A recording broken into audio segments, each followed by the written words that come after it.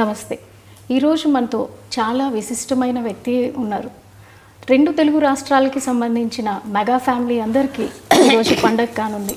ఆవిడెవరో కాదు, ముద్దుగా అందరూ అంజనమ్మ అని పిలుచుకునే మన చిరంజీవి గారి తల్లిగారైన అంజనాదేవి గారు. అమ్మ నమస్తే. నమస్తే అండి. అమ్మ సినీ కళామ తల్లికి 3 స్టార్స్ని ఇచ్చారు.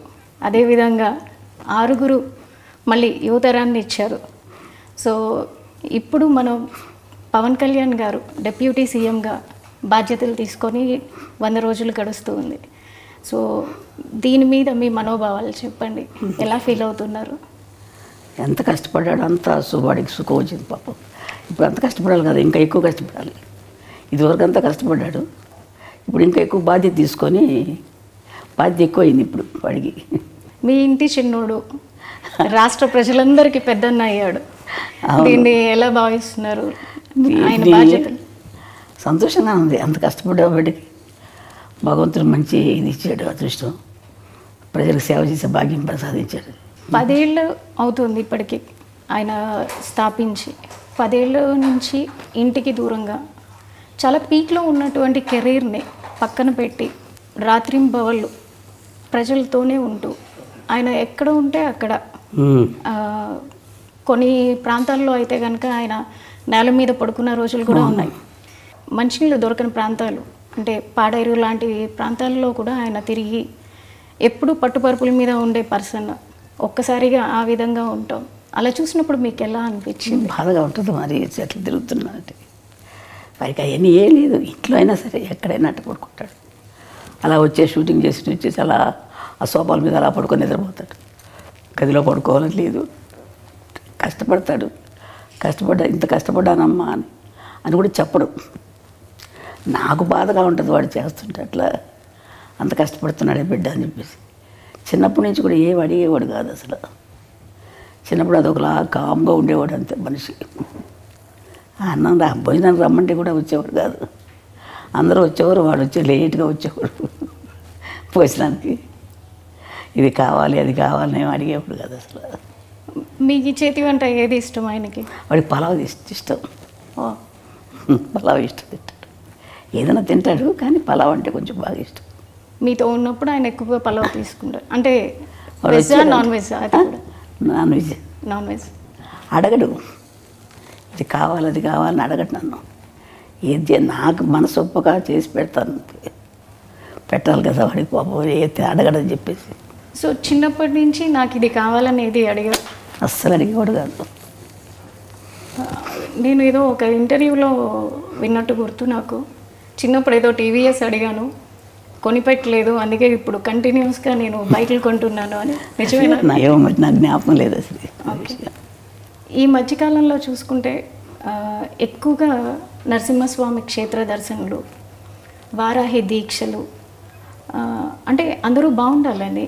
అలాగే మొన్న వెంకటేశ్వర స్వామి క్షేత్రంలో జరిగిన లడ్డు వ్యవహారంలో కూడా దానికి ప్రక్షాళనగా ఆయనే ముందుగా ఒక దీక్షని శ్రీకారం చుట్టారు. ఈరోజు 11 రోజులు దీక్ష చేస్తున్నారు. సో దీనిపై మీరు ఏమంటారు? సంతోషంగా చేయటం మంచిదే కదమ్మా. అంత అదృష్టం కదా ఆయన. వెంకటేశ్వర స్వామి దీక్ష తీసుకుంటున్నాడంటే వాడికి ఎప్పుడైనా ఇట్లా దీక్షలు తీసుకోవడం అలవాటు అయిపోయింది చిన్నప్పటి నుంచి కూడా. అయ్యప్ప స్వామి మాల వేసుకుంటాడు. నాకు నేను వెళ్దామంటే ఒకసారి నేను వెళ్ళాలి నాన్న అని చెప్పంటే నా కోసం అయ్యప్ప స్వామి మాల వేసుకున్నాడు. దర్శనం చేసుకొని వచ్చాం. వాడికి ఎప్పుడు చేసుకోవాలన్నా ఇష్టం పాప మా పైకి. సో చిన్నప్పటి నుంచి ఆయనకి దైవభక్తి. అలాగని దేవుడి దగ్గర ఊరికి దండాలు పెట్టేసి పూజలు ఏం చేసేవాడు కాదు. వాళ్ళ నాన్నగారు పూజ చేసినా కానీ ఏదో కాస్త ప్రసాదం తీసుకునేవాడు తప్ప వాడందరికీ వాడు ఎక్కువ పూజలు చేసేవాడు కాదు. ఇప్పుడు కొంచెం పెద్ద అయ్యాక తను పూజ చేసుకుంటున్నాడు. యోగ నరసింహస్వామి గుడి అని విన్నాము. పవన్ గారి అన్నప్రసన్న కూడా అక్కడే జరిగింది. అక్కడే జరిగింది. దానికి సంబంధించి వివరాలు చెప్తారా? మేము తిరుపతి దర్శనానికి వెళ్ళాం.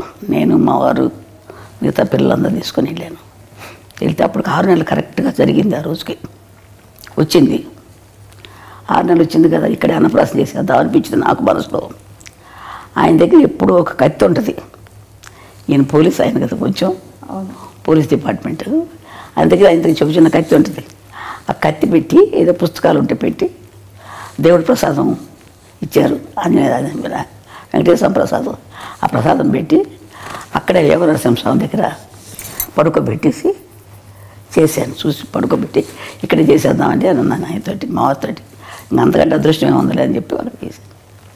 చేస్తే ఆయన కత్తి పుట్టుకున్నాడు. తర్వాత పెన్ తీసుకున్నాడు. ఓకే, అంతే. సో దాన్ని ఎలా చూస్తారు మీరు? కత్తి పట్టుకున్నవారు కాబట్టి దాన్ని మీరు ఎలా భావించారు ఆ రోజున? ఏముంది, ఏం భావించాను, చాలా కోపం వచ్చిపోతాడు పిల్లడు. ఏదో ప్రజలకి ఏదో చేస్తాడని చెప్పి అనుకున్నాను నేను. అంటే అప్పుడే ఊహించారు మీరు? ఊహించాను, ఏదో చేస్తున్నాడు, కత్తి పట్టుకున్నాడు, ఏదో చేస్తాడు అనుకున్నాను. మరి పెన్ను పట్టుకున్న దానికి ఏమనుకున్నారు? అది చదువు తక్కువే వస్తుంది అనుకున్నాను. పెన్ను పడుకు వెనక రెండోసారి కదా చదువు. ఇది కష్టపడి పని చేస్తాడు, ప్రజల కోసం చేస్తాడు, ఏదైనా చేస్తాడు అనుకునేదని. కోపంగా అందరినీ రక్షించడానికి చేస్తాడు అనుకున్నాను. అంటే వాళ్ళ నాన్నగారు బాగా తిరుగుతారండి. ఆయన కూడా పోలీస్ డిపార్ట్మెంట్ కదా. ఆయన బుద్ధులన్నీ ఉన్నాయి ఆయనకి, ఆయన గుణాలే ఉన్నాయి ఈయన కూడా. కొంచెం తిరగటం, కోపం అన్నీ ఉన్నాయి. ఆయన కూడా అట్లా తిరిగేవారు. ఆయన ప్రభావం ఆయన మీద చిన్నప్పటి నుంచి ఉండేదా? చిన్నప్పటి నుంచి వాళ్ళ నాన్నగారితో బాగా ఎక్కువ ఉండేవాడు. అటాచ్మెంట్ ఎక్కువ. లాస్ట్ కదా వాళ్ళ నాన్నగారు లాగా ఉంటాడు, బుద్ధిగా. ఎక్కువ తిండి గురించి కానీ ఎక్కువ మాట్లాడు, మితంగా మాట్లాడతాడు, మితభాషి. అందుకని వాళ్ళ నాన్నకి ఇష్టం ఎక్కువ కంటే ఎక్కువ. అంటే అలాగని వాళ్ళ మీద లేకుండా లేదు. వీడు కొంచెం కామ్గా ఉంటాడు ఇంట్లో కూడా, ఎవరితో ఎక్కువ మాట్లాడేవాడు కాదు. మాట్లాడితే మా చిన్న అమ్మాయి, లాస్ట్ అమ్మాయి కొంచెం దగ్గర, అందుకని దాంతో మాట్లాడేవాడు ఎక్కువ. చిన్నప్పటి నుంచి పవన్ కళ్యాణ్ గారు పుస్తకాలు ఎక్కువగా చదువుతూ ఉండేవాళ్ళ? ఎక్కువ స్కూల్కి వెళ్ళేది ఒక లేదు. కొంచెం ఇంటర్మీడియట్ 10th క్లాస్కి 8th క్లాస్కి వచ్చేటప్పుడు వాళ్ళ అన్నయ్య క్లాస్ మేము లైబ్రరీ ఉంటే బుక్స్ లైబ్రరీ, ఆ బుక్స్ చదువుకుంటూ ఉండేవాడు, ఎక్కువ చదివేవాడు. ఎందుకు ఎక్కడికి వెళ్తే చదువుతున్నానమ్మా అనుకునేవాడు, అనేవాడు అంతే. ఆ తర్వాత పెద్దయ్యాక కూడా అదే బుక్స్ అదే అలవాటు వచ్చేసింది. ఇప్పటికి కూడా పుస్తకాలు ఇంట్లో పెట్టుకొని, చాలా పెద్ద పుస్తకాలు. వాళ్ళ నాన్నగారు కొంచెం చదివేవారు పుస్తకాలు. అవి వాళ్ళ నాన్నయ్య అలవాటు అయిపోయి బాగా అయ్యి అది ఎక్కువ చదువుతూ ఉంటాడు.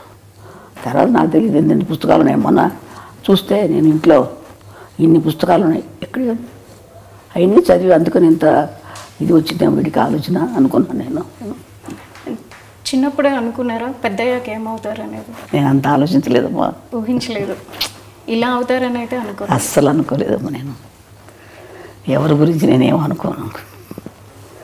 వాళ్ళ అదృష్టాలను బట్టి జరుగుతుంటుందమ్మా. ఇంట్లో ఎక్కువ ఎవరితో అటాచ్మెంట్ ఉంటుంది? చిరంజీవి గారితో. ఆయన చిన్నప్పుడు వాళ్ళ అన్నయ్య బాగా దగ్గర తీసేవాడు, చిన్నపిల్లడప్పుడు ఎక్కువ. ఈ చిన్నవాడు కదా, ఆయన ఎత్తుకొని ఫోటోలు తీసుకోవడం, వాళ్ళ అన్నయ్య తమ్ముడిని చాలా జాగ్రత్త బాగా చూసుకునేవాడు. తమ్ముడు అంటే పెద్ద ఆయన. అట్లాగే పెద్ద అయినా కానీ వాళ్ళ అన్నయ్య వదిన ఇప్పటికీ వాళ్ళ అన్నయ్య వదినతో. అంటే మేము నెల్లూరులో ఉండేవాళ్ళం, మా వారికి జాబ్ అక్కడ. ఇంకా అందుకని మాకు ట్రాన్స్ఫర్లు అయ్యాయి. అందుకని పిల్లలు చదువులు సరిగ్గా ఉండవని చెప్పేసి నేను తీసుకెళ్ళిపోతానమ్మా అన్నాడు మా పెద్ద అబ్బాయి. కళ్యాణ్ బాబు తీసుకెళ్తాను, అక్కడ చదివిస్తానని. అందుకని పంపించాను మెడ్రాస్కి. కళ్యాణ్ గారికి మీరు అన్నప్రసన్న ఇప్పుడే పేరు పెట్టి ఉంటారు కదా, చిన్నప్పుడు పెట్టిన పేరు పవన్ కళ్యాణ్ అయినా? లేదు, కళ్యాణ్ కుమార్ అని పెట్టాం, శ్రీ కళ్యాణ్ కుమార్ అని పెట్టాం. ఆ తర్వాత పవన్ అని ఎవరో పెట్టారంట, నాకు తెలియదు అది. ఇప్పుడు అన్నప్రసన్న చేసినప్పుడు మీరు ఖచ్చితంగా ఏదో సాధిస్తాడు అని అనుకున్నారు కదా. 10 ఏళ్ళు అవుతుంది పార్టీని స్థాపించి. దానికన్నా ముందు ప్రజారాజ్యంలో అన్నగారితో ఉంటూనే అక్కడ యూత్ వింగ్ చూస్తూ అప్పుడు ప్రజల్లోనే మమేకమై ఉన్నారు. అప్పటికే ఆయన సినిమాల్లో ఒక చేస్తున్నారు, కొంచెం ఎదుగుతూ ఉన్నారు. అంటే మళ్ళీ పార్టీల వైపు మొగ్గుతున్నప్పుడు మీరు ఎలా భావించారు? నాకు ఎందుకు ఈ పార్టీలో మనకి సినిమాల్లో చేసుకుంటే బాగుంటుంది కదా అనిపించింది నాకు. అనిపించిన తర్వాత వాడి ఇష్టం, మనం ఏం చెప్పగలం. అవి చేస్తానమ్మా, ఇది చేస్తానని. సో మీరు వాదించారా అప్పట్లో? వాదించలేదు, నేను ఎక్కువ వాదించను అసలు. వాడి ఇష్టం, వాళ్ళు పెద్దవాళ్ళు అయిపోయారు, వాళ్ళ ఆలోచనలు వాళ్ళకు ఉంటాయి కదా. మన మనకు పెద్ద నాలెడ్జ్ ఏముంటుంది, వాళ్ళకున్నంత ఉండదు కదా మనకి మాకు అని చెప్పి నేనేం ఎక్కువ వాదించేదాన్ని కదా. అడిగేదాన్ని, నాన్న సినిమాలు చేసుకోకూడదా, ఎందుకు ఇది మనకి ఇదంటే, ఏం లేదమ్మా అది ఇది అన్నీ చేసుకుంటాను. సో కొన్ని ఇంటర్వ్యూల్లో చిరంజీవి గారు కూడా ఒకానొక టైంలో ఏమైపోతాడో, కళ్యాణ్ గారు ఎక్కువగా పుస్తకాలు చదవడం, ఎక్కడన్నా ఏదైనా చిన్న అన్యాయం జరిగినా దాని వైపు ఆయన మొగ్గు చూపడం, ముందు తూకుతాడు దాన్ని. అది చూసిన తర్వాత నేను ఒకానొక టైంలో ఎక్కడ ఒక రెబల్ అయిపోతారో అని భయపడిన రోజులు కూడా ఉన్నాయి అన్నారు. సో మీరు కూడా అట్లా ఏమన్నా? నేను లేనప్పుడు దగ్గర లేను, మేము నెల్లూరులో ఉండేవాళ్ళు, మాకు తెలియదు, అది వాళ్ళ అన్నయ్యకి తెలుసు. సో ఇప్పుడు ఎట్లా చూస్తున్నారు అంటే ఈ 10 years ఫ్యామిలీని వదిలేసి ఆయన ఉండి కష్టపడి ఇప్పుడు డిప్యూటీ సీఎంగా ఉండి వచ్చిన వెంటనే ఆయన మార్క్ ఎక్కడైనా చూపిస్తారు. మొన్న వరదల్లో చూసుకుంటే కనుక వచ్చిన రోజే ఆయన వచ్చిన వెంటనే ఇమ్మీడియట్ యాక్షన్ చూపించారు. వచ్చాను, తను పని చేసుకున్నారు. అట్లాగే ఎన్నైతే మనకి పంచాయతీలు ఉన్నాయో ప్రతి పంచాయతీకి డబ్బు అందాలన్న ఉద్దేశంతో ఆయన పంచాయతీలకి డైరెక్ట్గా అమౌంట్ని డొనేట్ చేయడం జరిగింది. సో ఆయన మార్క్ ప్రతి చోట కనిపిస్తుంది పొలిటికల్గా. ఇంతకుముందు మీరు చాలామంది రాజకీయ వ్యక్తులను చూసుంటారు, ఇప్పుడు ఆయన చేస్తున్న విధానాన్ని చూస్తున్నారు, అది మీకు ఎట్లా అనిపిస్తుంది? మా అబ్బాయి మంచి పని చేస్తున్నాడు అనిపించింది నాకు. వాడు ప్రజలు సేవ చేస్తున్నాడు, చాలా సంతోషం. ప్రజలకు సేవ చేయాలి కదమ్మా, మనకున్నది మనం తింటాం కాదు కదా, నలుగురు పెడితేనే కదా మంచిది, సహాయం చేస్తేనే కదా. అంతే, ఎంతసేపు ఇంకా మనం ఉంది కదా అని మనమే తినేస్తూ ఉంటే వాళ్ళకి సహాయం లేకుండా ఎంతమంది అల్లాడుతున్నారు జనాలు పాపం. మన పాటికి మన జరిగినప్పుడు ఎంత బాధ కలిగిందో నాకు అసలు అయితే. అది కానీ తర్వాత ఇంకొక ఊరు కేరళలో ఇక్కడ ముందు కేరళలో మైనాడులో అక్కడ జరిగినా కానీ ఎంత బాధ కలిగింది, ఎంతో అల్లాడిపోయారు బిడ్డలు, చంటి బిడ్డలు, వాళ్ళు వీళ్ళు ఎంత బాధలు పడిపోయి ఉంటారు. అదే నేను ఊహించుకుంటే నాకు ఎంత బాధగా ఉంటుందో అనిపిస్తున్నాను. చూస్తుంటాను టీవీలో వార్తలు, చాలా బాధ కలుగుతాము. అలాంటి వాళ్ళకి సేవ చేయాలి, తప్పదు. ఏదో మనకు శక్తి కొద్ది మనం చేస్తే మంచిదే కదా, వాళ్ళకి సహాయం చేస్తే. సెలబ్రిటీగా మీరు అనుకున్నట్టుగా సినిమాలే చేసుకుంటూ ఉంటే ఆయన డొనేట్ చేసి వదిలేయటం జరిగేది. కానీ క్షేత్రస్థాయిలో ఆయనే ఉండి పొలిటీషియన్ అయ్యాక క్షేత్రస్థాయిలో ప్రతి ఒక్కరికి దగ్గరుండి ఆయనే ప్రతిదీ అందేలా చూసుకుంటున్నారు. సో ఈ విధానాన్ని మీరు ఎలా చూస్తారు?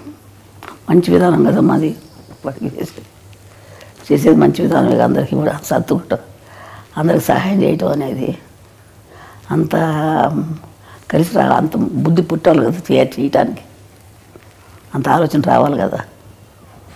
మంచిదే కదా మాకు చేసే బుద్ధి ఉంది. వాళ్ళ నాన్నగారికి కూడా ఉంది కొంచెం బుద్ధి, సేవ చేసే బుద్ధి. కళ్యాణ్ గారి ప్రస్థానం చూసుకుంటే అటు కెరీర్ వైజ్ కానీ ఇటు పొలిటికల్గా కానీ ఆయన మీద వాళ్ళ తండ్రి గారి ప్రభావం ఎక్కువ ఉందనుకుంటున్నారా, లేదా ఇంకెవరైనా ప్రేరేపణ ఉంది అని? ఇంకేం లేదు, వాళ్ళ నాన్నగారి ప్రభావం ఎక్కువ ఉంది. ఆయన ఇట్లాగే దాన ధర్మాలు చేసి సహాయం చేసేవారు, అందరికీ చేసేవారు. అదే బుద్ధి ఈయనకి కూడా వచ్చింది కొంచెం. అంటే అందరికి ముగ్గురికి ఉంది కొంచెం. ఈయన ఎక్కువ రాజకీయాలు ఉండబట్టి ఎక్కువగా కలిసేసుకుంటారు. సినిమా ఫీల్డ్లో ఉండగా కూడా అందరికీ సహాయం చేసేవారు, సినిమాలు యాక్ట్ చేసేటప్పుడు కూడా. ఇప్పుడు మీరు డిప్యూటీ సీఎంగా మీ అబ్బాయిని చూస్తున్నారు, తర్వాత నెక్స్ట్ ఇంకేమన్నా ఎదగాలని అనుకుంటున్నారా? ఏ స్థాయిలో మీ అబ్బాయిని చూడాలనుకుంటున్నారు? నేను అంత ఆశ లేదమ్మా నాకు, నేను అంత ఆశపడలేదు, అంత ఆలోచించలేదు. దేవుడు ఎలా చేస్తారో జరుగుతుంది అంతే. అంటే నేషనల్ వైడ్గా కూడా ఆయన మార్క్ పొలిటీషియన్గా మిగతా పొలిటీషియన్తో కంపేర్ చేసుకుంటే కనుక కళ్యాణ్ బాబు గారు వెళ్తున్న విధానం కావచ్చు, అటు డివోషనల్గా కావచ్చు, బీజేపీతో అలయన్స్ అవటం వల్ల కావచ్చు, ప్రతి ఒక్కరిలోనూ ఒక చైతన్యం వస్తుంది. సో ఆయన నేషనల్ లీడర్గా ఎదగాలని మీరు కూడా అందరితో పాటు ఆశిస్తున్నారు అనుకుంటా. వాడు ఇప్పుడు అనుకోలేదు కదా ఇలా ఇప్పుడు సీఎం అవుతాడు, అదే అలా జరుగుతుంది, ఆటోమేటిక్గా అవి జరుగుతాయి అట్లా. అంతే కదా, మనం ఆలోచించేది కొద్దిగా జరగవు కదా. దేవుడు ఎట్లా చేసుకుంటారు కదా, భగవంతుడు ఎట్లా చేస్తాడు అట్లా చెప్తాడు. పవన్ కళ్యాణ్ గారు వారి తండ్రి గారైన వెంకట్రావు గారి నుంచి చాలా వరకు ఆయన బుద్ధులే క్యారీ ఫార్వర్డ్ అయినాయి అని మీరు చెప్పారు. అదేవిధంగా ఆయన వెళ్ళే పద్ధతిలోనే కళ్యాణ్ గారు కూడా ఎక్కువగా వెళ్తూ ఉంటారు. కళ్యాణ్ గారికి చిన్నప్పుడు వారి తండ్రితో ఏ విధమైనటువంటి బాండింగ్ ఉండేది? మా ఆయన ఎక్కువ ఆయనతోటి బాగానే ఉండేవాడు. చిన్నప్పుడు కొంచెం పట్టుదల ఎక్కువైంది పిల్లడికి. ఏదైనా సరే నాకు ఇది కావాలంటే కావాలంతే, చెయ్యాలనుకుంటే చేస్తాడు. ఆ పట్టుదల ఉంది. ఒకసారి మా అమ్మగారు ఊరు మా మొగల్తూరు, వెస్ట్ గోదావరి, మొగల్తూరుకి ఆయన నేను తీసుకెళ్తానని చెప్పి ఆయన వెళ్తున్నారు. మా వారు మా అమ్మ వాళ్ళ ఇంటికి వెళ్తుంటే ఈయన రమ్మని చెప్పారు. అందరం వెళ్దాం అనుకుంటే ఆ రోజు ఇంకెందుకులే ఇప్పుడు వెళ్తాం అని చెప్పేసి మానుకోవాల్సి వచ్చింది. ఏదో కొంచెం కారణాల వల్ల మానుకున్నా. అంటే కాదు నాన్న, వెళ్ళాల్సిందే నాన్న, వెళ్ళాల్సిందని చెప్పి పట్టుబట్టాడు. చెప్తుంటే ఈయనేవాడు కాదు, మొండికి ఎత్తేసేవాడు. వెళ్ళాలి, తప్పదు నాన్న, తీసుకెళ్తాను. వద్దురా నాన్న, తర్వాత వెళ్దాం మనం అంటే ఇన్నే వచ్చి అమ్మ కొట్టారు. కొట్టిన తర్వాత అప్పుడు మానేశాడు. పట్టుదల ఎక్కువ చిన్నప్పటి నుంచి కూడా. ఇది చెయ్యాలంటే చేసేసేవాడు అంతే. మరి మా ఫోన్లే ఎందుకు లేదా నువ్వు ఊరుకోడు. ఇప్పుడు అదే పట్టుదల వచ్చింది అడిగి. ఏదైనా చేయాలని కూడా చేస్తాడు. అదే పట్టుదల ఇప్పుడు ఈ స్థాయికి ఆయన రావడానికి కారణమవుతుందని మేము కూడా అంతే నమ్ముతున్నాం. ఇప్పుడు చంద్రబాబు నాయుడు గారు జైల్లో ఉన్నప్పుడు కూడా ఆయన ఫ్లైట్లో రానినప్పుడు బై రోడ్ వచ్చారు. బై రోడ్ ఆపినప్పుడు కూడా ఆయన అక్కడే రోడ్డు మీద పడుకున్నప్పుడు చాలా బాధ కలిగిందమ్మా. ఎందుకు ఈ బాధలని మనకు అనిపించేసింది. రోడ్డు మీద పడుకున్నాడు కదా, అబ్బా చాలా బాధ కలిగింది నాకు. ఎందుకు ఈ బాధలు, రోడ్డు మీద అలా పడుకోవాలా అని అనిపించేది. రాదు కార్లలో ఇచ్చేవాడు కాదు, నడిచి వెళ్ళేవాడు. అవును. కానీ సక్సెస్ చూసాక ఎట్లా అనిపించింది? ఆనందం, సంతోషంగా ఉంటుంది. అవన్నీ వాడి కష్టానికి తగ్గ ఫలితం జరిగింది. భగవంతుడు మంచి ఫలితం ఇచ్చాడు అని చెప్పి అనుకుంటాడు. వాడు కష్టపడ్డాడు, మంచి జీవితం ఇచ్చారు. వాడిప్పుడు ఇంకా ఎక్కువ కష్టం ఇచ్చాడు. అప్పుడు కంటే ఎక్కువ కష్టం, బాధ్యతే కదా, ఎక్కువ బాధ్యతే కదా. మీరు ఇంకా పవన్ కళ్యాణ్ గారు ఉన్నత శిఖరాలకి వెళ్ళాలని కోరుకుంటున్నారు కదా. ఎవరికైనా ఏ తల్లిదైనా మంచి వృద్ధిలోకి రావాలని ఉంటుంది కదమ్మా. ఏ తల్లిదండ్రులైనా కోరుకుంటారు కదా బిడ్డలు మంచి వృద్ధిలోకి రావాలి. అదేవిధంగా నాకు కూడా ఉంది, బిడ్డలు మంచి వృద్ధిలోకి రావాలి, బాగుండాలని. అదే నేను కూడా కోరుకుంటున్నాను ఆ విధంగానే. సరే అమ్మా, థ్యాంక్ యూ సో మచ్. మీ సమయాన్ని మాకు ఇచ్చి తల్లి పవన్ కళ్యాణ్ గారి గురించి తెలియని విషయాలన్నీ మాకు తెలియజేసినందుకు ధన్యవాదాలు. సరే తల్లి.